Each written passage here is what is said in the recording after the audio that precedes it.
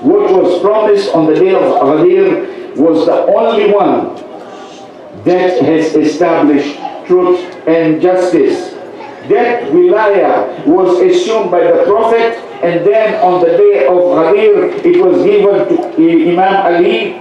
This is the foundation of Islamic political thought. We have to accept that, because we are the followers of Imam Ali. It is the cornerstone of the Imamiyya Shia political thought. If you remove Ghadir from the story, and many have removed it, even from amongst us, they have removed it, then what is left of the Quran? If Ghadir is removed, the Quran will be without any token, without any promise, without any teaching. The Quran is the only religious document that speaks of the qualified human leadership.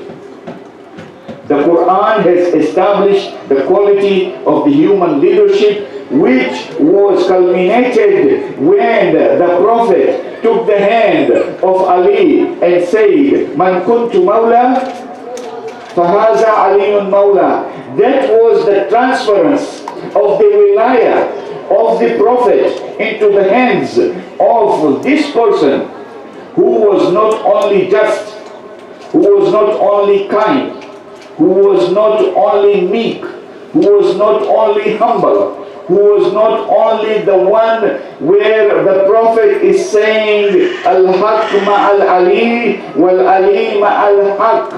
He is the only one that the Prophet said, he is the one whose zarba on the day of Khandaq, which is Zarbatun Ali, Yawmul Khandaq, Afdal min ibadatul thaqalain, that one stroke of the sword of Ali on the day of Khandaq is superior than the ibadah and the worship of all the people before and after on this earth. Salawat bar Muhammad.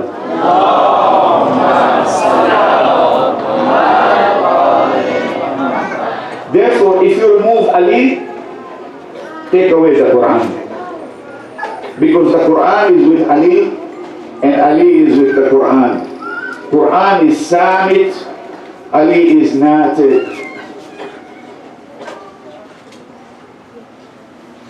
Every one of you has got an iPhone or a computer at home, right? When you bought it, it came with an instruction book. You had to follow the instruction book. You open it, you say, okay, now you press enter, or you switch on, plug it in, do this, that, and the other, yes? The instruction, the book.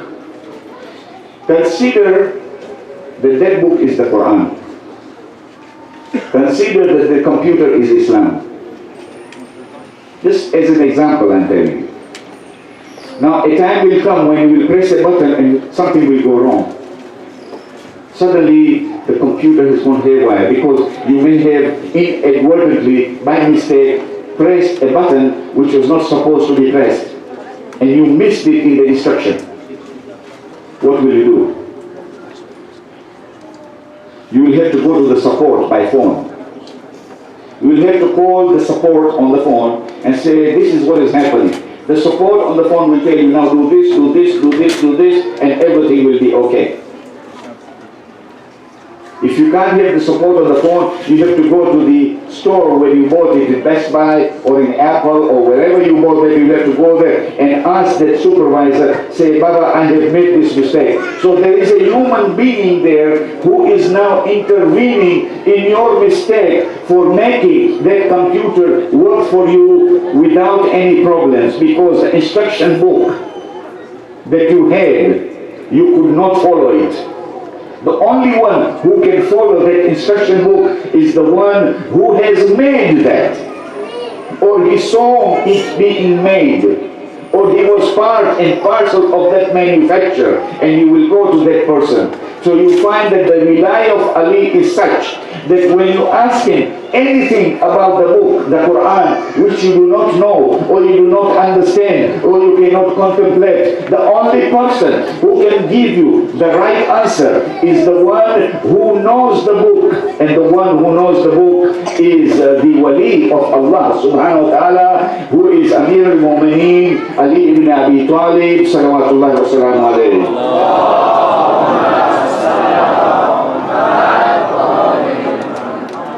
And he has said to us that when I am not around, you go and ask so and so. He had selected people there at that time.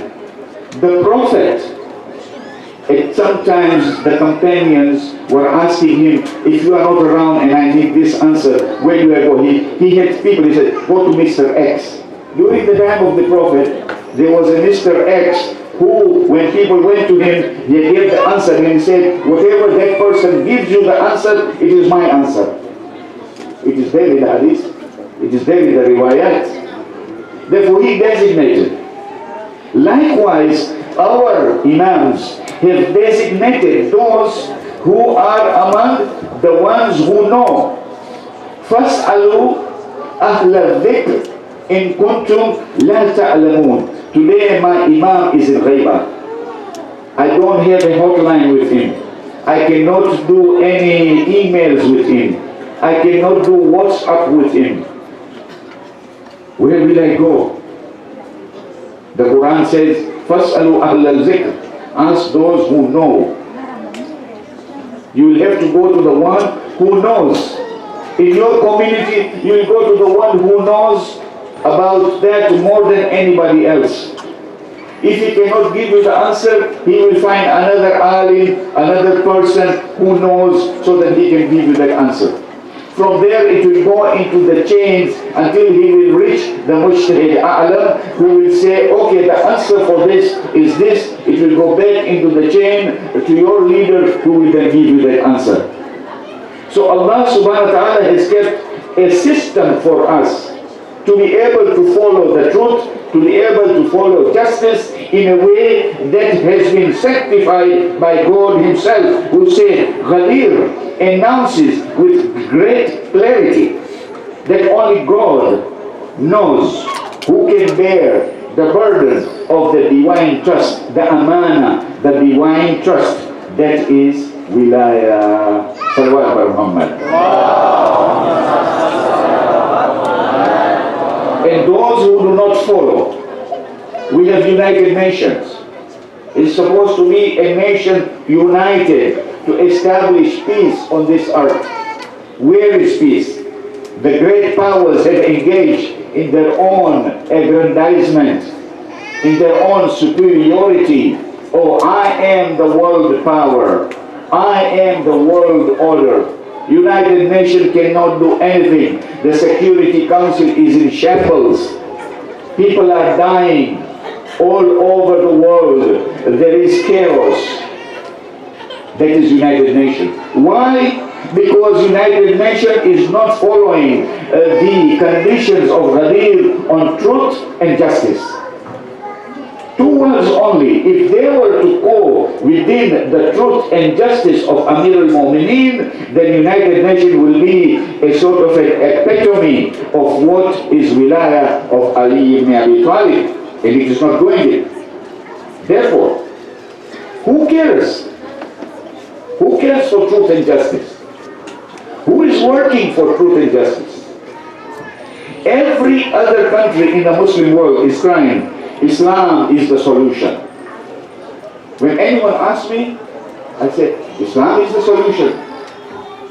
Where is the solution coming from?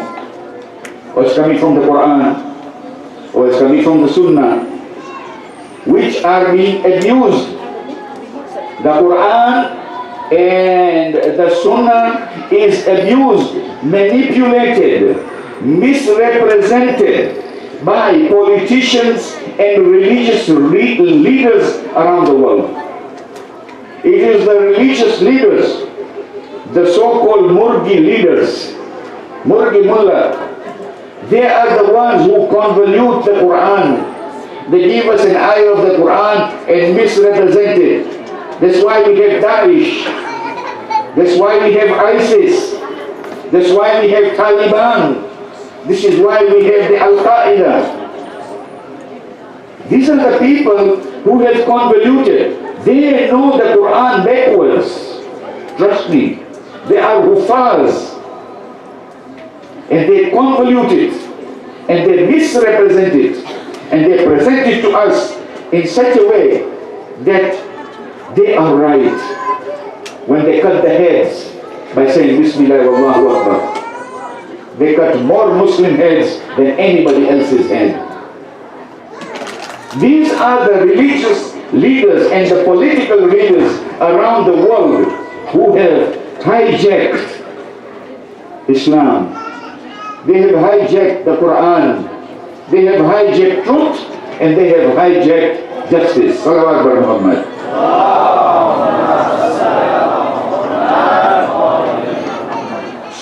So that's why if this happens all the time, then unethical people will suffer all over the world. Invite people to Ghadir. Invite people to Ghadir. Don't feel shy about it. If they don't know, tell them. And if anything is unjust happening, stand up. Today I was listening to the news and I was told there was a Sikh here in Arizona who was killed about 15 years ago because they mistook him to be a Muslim. Today they are commemorating him that he was killed unjustly. Have you heard about that? And I was listening to the news. I don't normally do that. And I said to myself, I said, fine, I will go to the family of that Sikh.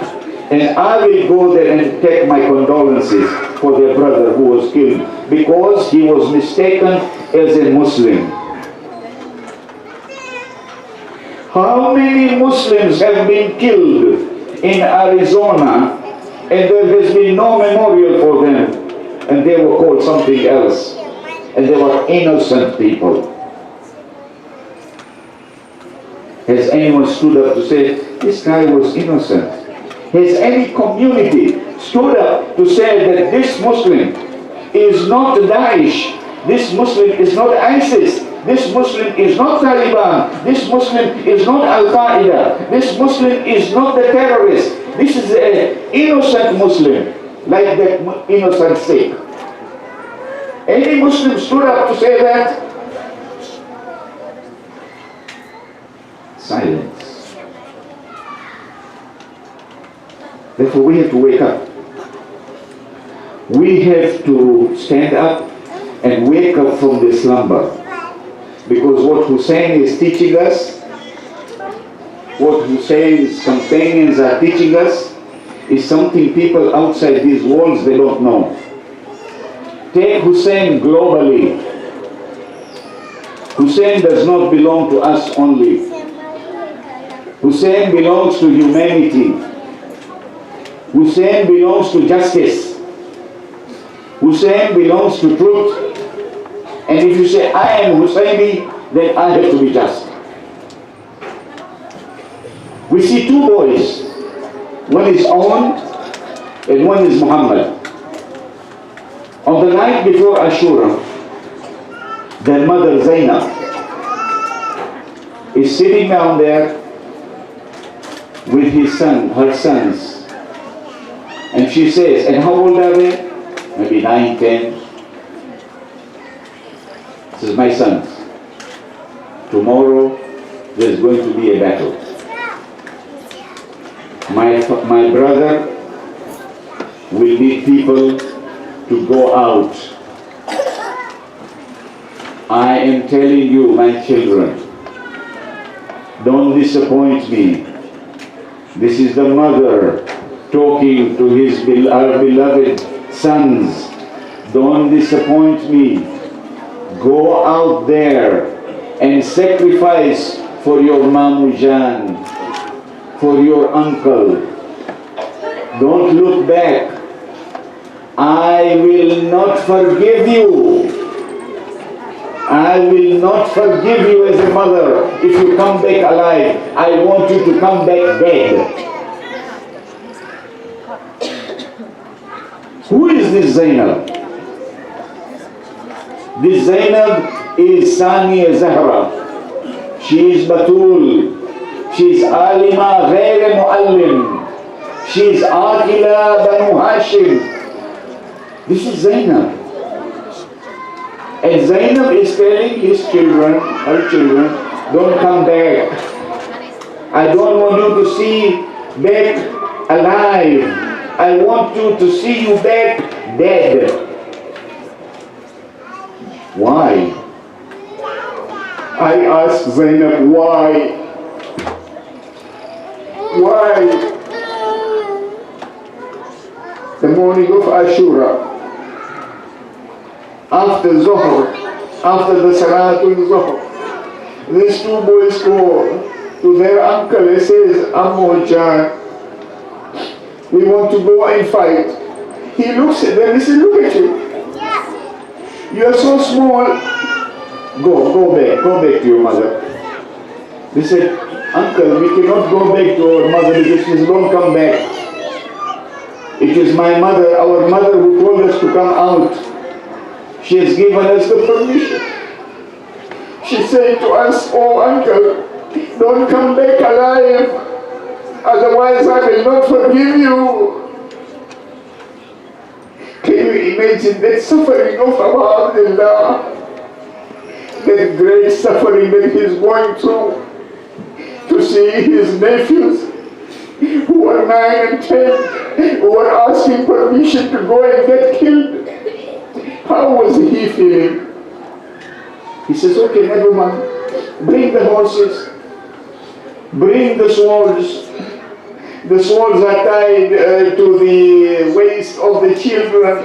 The sword is longer than the child's leg and it is making a cut on the floor. They're so small. Hussein is lifting his nephews and putting them on the horse. How is he feeling? And Zainab is watching. Zainab is watching her brother putting her sons on the horse. And the horses are going out there. And the brothers are saying, we are very happy. They are suffering. They're going to their death. And they are happy. You know why, brothers? They have become insan kamil. Those 2 9 and 10-year-old boys have taught us what is the kamal of that insan who is complete. They go out there, they fight. They kill the enemies. One brother is telling another brother, can you see the way I'm doing it? He says, hey, can you see me doing it? He says, yes, I can see you. And they are there just doing and fighting and protecting with the bravery of the Banu Hashim as taught by Hazrat Abul Fadl al-Abbas. And Umar Sa'ad is looking and saying, you boys, you my army, you don't know who these are. These are the children of Banu Hashim. You cannot destroy them like that. You have to surround them. So they go and surround these 2 little boys. And they go closer to them, back and front, with arrows, with their spears and with their swords. And they go and start fighting with these boys who are 3 days thirsty and hungry on the plains of Kermalli, and they're showing their bravery to that extent. How long? A moment comes that the boys are falling down onto the ground from their horses, full of wounds from arrows and from swords and from spears, and they look up and they say, Ya Ammu Jan, adrikni. And Hussein is going like an eagle onto the ground, battleground, and he sees his 2 nephews are now struggling between life and death. How is Hussein feeling? Hussein picks up the 2 boys on his shoulders and he's bringing them and he's laying them down and says, Zainab, come and see your sacrifice. Zainab does not come out. Hussein goes into the tent. He sees her, his sister, in the sajda and standing up and praying to Allah and says, Ya Allah, accept the qurbani that I have presented to you for my brother on this day. ألا لعنة الله والقوم الظالمين وسيعلم الذين ظلموا أي منقلب ينقلبون إنا لله وإنا إليه راجعون. رحم الله من قرأ سورة المباركة في الفاتحة.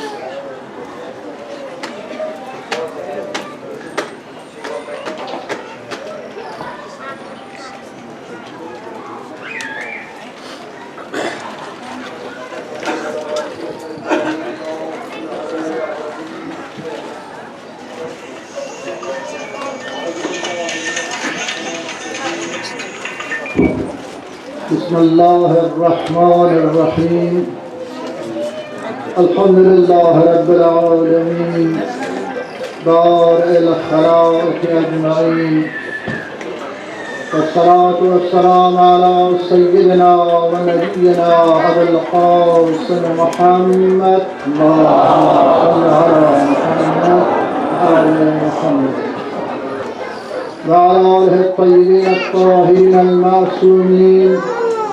أما بعد، قال الله تبارك وتعالى في كتابه العظيم: بسم الله الرحمن الرحيم. قل هو الله أحد الله الصمد لم يلد ولم يولد ولم يكن له كفوا أحد. صلواته.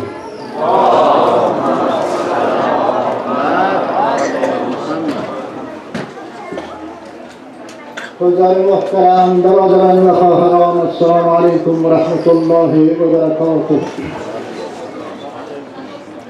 قبل از اینکه بحث موضوع بپردازم، بحث من بازم توحید است، جهان بینی توحیدی. چند جمله مقدمه عرض میکنم و این که مربوط والدین است در رابطه به اطفالشان. مسئولیت خانواده در رابطه با اطفالشون، خصوص مهاجرینی که امروز آمدن در کشورهای غربی، از جمله در امریکا. ما در یک فضای دیگر، در یک فرهنگ دیگر قرار داریم. برای اینکه ما بتوانیم اطفال خود را با هویت اسلامی، با هویت شیعی و با هویت فرهنگی و زبانی خود تربیت بکنیم، مسئولیت اساسی و اولی پدر مادر. این تنها از طریق پدر مادر نمیشه. راهش است که با هر کمیونیتی که در یونایتد استیت یا کشورهای غربی دیگر است، باید یک کمیته فرهنگی فعال، ورزیده و با سیستم امروز باید داشته باشه تا این اطفال از این سنی اسکولی که از آغاز می شود خواندن قرآن، فهمیدن زبانش و عقایدش بالا میره. چرا؟ به خاطر اینکه که وقتی که اطفال میره به مکتب، اینها با سوالای گوناگون برخورد میکنن، با ملت‌های گوناگون رابطه میگیرن. اگر اینا درست عقاید خود اگر مذهب خود درست ندانه، دین خود را ندانه، اینها در مقابل سوالایی که در مکتبش ایجاد میشه یه چطور میتونه حل کنه؟ باید از طریق همین کمیته فرهنگی فعال به کمیته بایدی رشد داده شود و در رابطه به این مسائل اینها را آگاه بسازد. امروز چرا مثلا سیکولار در مسلمان ها زیاد میشه؟ چرا گمراه میشه؟ اینها اساسات اسلام خبر ندارد، فقط اسلام را به اساس عمل یکی در کسان میبینند، عمل داعش، عمل طالب، القاعده و دهها گروه دیگر، بوکو حرام و مهمتر عمل خود ما در خانواده. معلم اول اطفال پدر و مادر شد. پدر و مادر اگر درست خودش عمل بکنه اولادش هم درست بار میاد. این یک بحث طولانی است، باید یک روز یک شب با جنابتا خوب مفصل صحبت کنیم که چی مسئولیت‌هایی داره پدر و مادر و چطور میتونه که زندگی اطفال خود درست بسازه و در آینده چطور میتونه کنترل کنه. صلوات.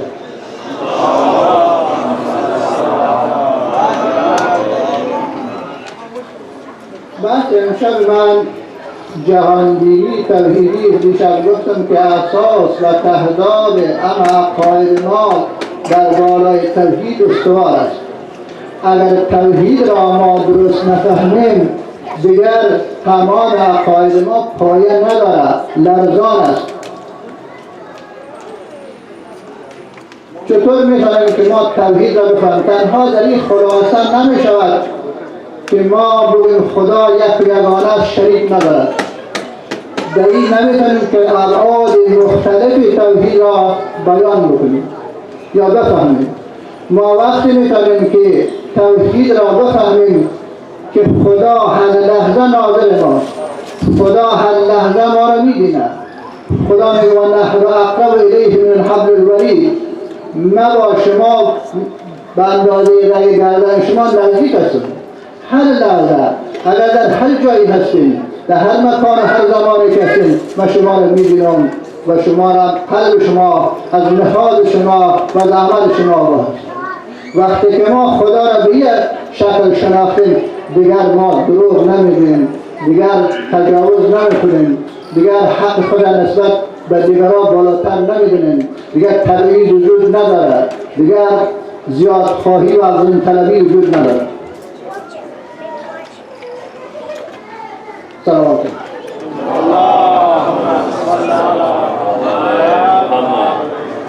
جهانبینی توحیدی و ما میفهمد چطور ما توحید را بفهمیم و توحید به تمام شؤون زندگی ما دخالت دارد و همچنین شرک به تمام شؤون زندگی ما، روابط شخصی ما با فامیل ما، با جامعه و نظامی که زندگی میکنن تأثیر.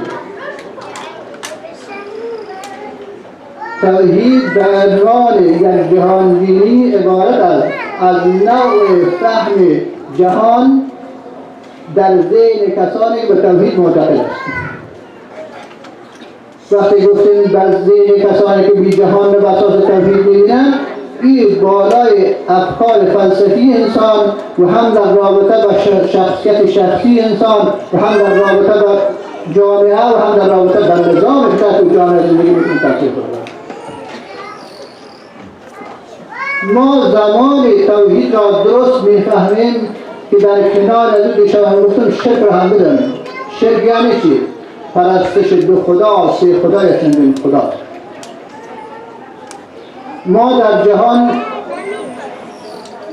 چندین ادیان را می‌بینیم که مشهورش یهودیت است، مسیحیت است، اسلام است و بودیسم است. ببینیم که البته اسلام، یهودیت و مسیحیت از یک خانواده است. این از حضرت ابراهیم علیه السلام آغاز میشه. به شکل اساسی و اصلی که دین مسیحیت و یهودیت اصلش باشه، نه انحرافش. ببینیم دین یهودیت دو خدا را قبول دارد، این ثنویت را قبول دارد. آیه قرآن است. من چیزایی که میگم آیه قرآن روشن میگم. یک خدا را قبول دارن، یک هم عزیر پسر خدا را قبول دارن. واضح در قرآن آمده که یهودا بعد از مدتی عزیر را بیت پسر خدا قرار داده. این شرک است و بدترین گناه در قرآن که آمده در اسلام شرک نابخشودنی است. چرا سرمنشی تمام انحرافات شرک. انحرافی که در مسیحیت به وجود آمد که اینها سه خدا در نظر میگیرند، ابن و روح القدس، یعنی خدا، بچه خدا و روح القدس. خب در جهان تاریخ وقتی تاریخ نمدون جهان رو میخوانیم میبینیم که در جهان انواع مختلف پرستش بودند و خدایان مختلف اینا معتقد بودند. بنان این شرک با تمام معنا در زندگی ما تاثیر دارد. اما قسم که توحید تاثیر دارد. به هر نوعی که ما پیش بریم می‌بینیم جهان بینی شرک عبارت از مجموعه از قدرت‌ها، جهت‌ها و نیروهای است که جامعه و انسان را در جامعه انسانی متفرق می‌سازد، متشتت می‌سازد. خب این پیامدش چی است؟ پیامد از این دین شرک یا قبول شرک انسان را بی ایمان، بی امید، بی تقوا می‌سازد. خب بعد از این اثر دیگه چیست؟ که ما را نمیتواند که ما تصمیم قاطع در یک رابطه بگیریم. همیشه در تشتت فکری بسازیم. در سال 70 میلادی سال 2018 دانشمند یونانی، دانشمند رومی به نام لوکرس است. لوکرس کتاب دارد به نام در طبیعت. جامعه‌ای که زندگی می‌کند معتقد به خدایان متعدد است و خود لوکرس هم معتقد به خدایان متعدد است. چرا در اون زمان، به زمان‌های قدیم، هر حادثه‌ای که می‌شد اینها را ارتباط می‌دن به خدای. اگر رعد برق می‌شد می‌گفت خداست، اگر سیل می‌آمد می‌گفت خداست، اگر وبا می‌آمد خداست.